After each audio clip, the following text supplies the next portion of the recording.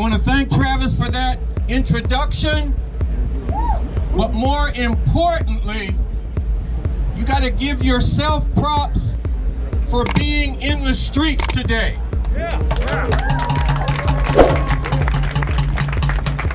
And look, I don't care if this is the first time you hit the streets with this movement or whether you've been there all 3+ weeks of it. That don't matter. What matters is that you are where you are now, which is where you must be right now. Because I will tell you, Travis is right, I've been doing this for a while. Maybe not quite 50 years. Okay. But maybe 50 years, I don't know. As long as you breathing, right? But see, here's the thing. I have seen a lot. I was there in the 1960s. I was there after they exonerated the pigs who beat Rodney King. I have seen people stand up all across the country. What you all have done now is something that I ain't seen before. See, because I've seen people in the streets. I've seen black people saying no more to this. I've seen some people join them. But what is happening now is that black people have been saying for a few weeks, this is it. We can't take no more of this stuff. No more. No more. No more. No more. No more. No more. Something else got brought into motion. A lot of other people who aren't black, are like, this is our fight too. That's right. See, and we gotta actually break that apart. Because quiet as it's kept, pigs don't like Latinos and Latinas either. They brutalize and murder them. In some states, indigenous people, folks that we used to call Indians, they get brutalized and killed at even higher rates than black people in some states. And then they were all out in this. And then there's a lot of white people, not only here today, but in these protests all across the country. And here are people saying, I do not want to live in a world and a society where this shit goes down. Where the color of a person's skin means that his or her life is worthless. That they are to be brutalized or even murdered at whim by the frontline enforcers for this system. This is very important. And don't let anybody tell you that your determination to end this horror is misguided. That you're just being idealistic. That you're just looking for pie in the sky. Because look, people should live in a world where those who are sworn to protect and serve do not feel like they got a license to brutalize and murder. And look, I know y'all saw that video of that pig with his knee on George Floyd's neck. You saw him looking around. At one point, he makes eye contact with the sister who was recording him. And he just stares at her. He didn't care. Like, I don't give a fuck. That's right. I'm doing my job. Take a picture of me. Casual brutality, casual murder. And see, he is not alone. That's what these police forces do. That's what they have done before there were video, phones could take pictures of them, before there was body cameras, and they kept doing it even once they knew videos were going to be made. So the question becomes, what's going to stop this shit? And this is what's needed. This is a key part of the potential to stop it. People have to say, no more of this shit. No more. This happens no more.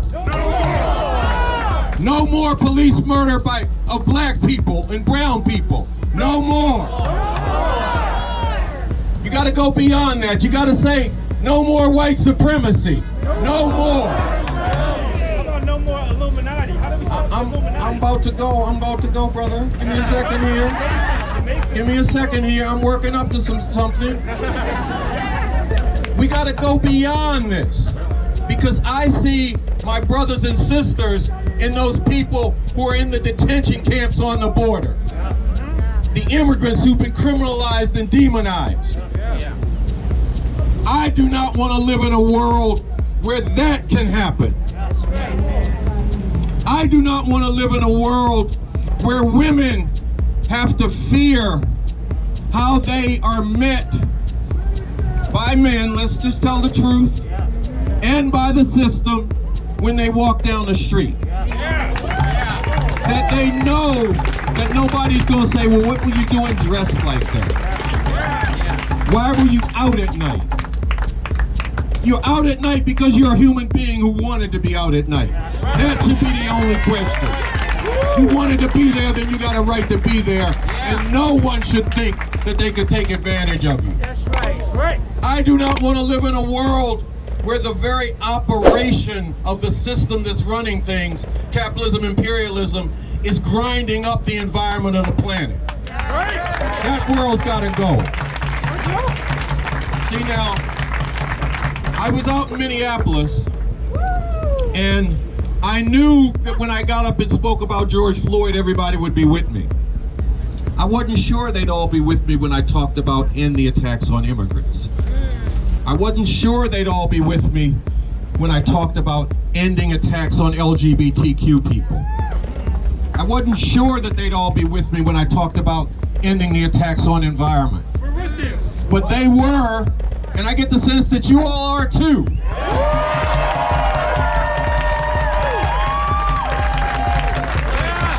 Okay now, we got to get marching soon, but there are two things that I want to say to you about how we do that. Maybe a third. I always don't count right when I'm speaking. Because if you want to see these things stopped, we ain't got a guarantee that that's going to happen. I can guarantee you one thing: the folks that run this system don't want none of that to stop, because their system works on the basis of that. It's worked on the basis of that from the very beginning. When they dragged the first Africans here in slave chains, when they stole the land from the native inhabitants and committed genocide against them. They have remained true to those principles all the way down. Forms may have changed, but the essence of savage exploitation and vicious oppression has remained in effect. So we got to be talking about how do we deal with a system that operates like that. Now Jamel laid it out for you. He did it with great skill. So I'm just going to underscore what the brother said. It will take an actual revolution to get rid of the system that enforces this on humanity.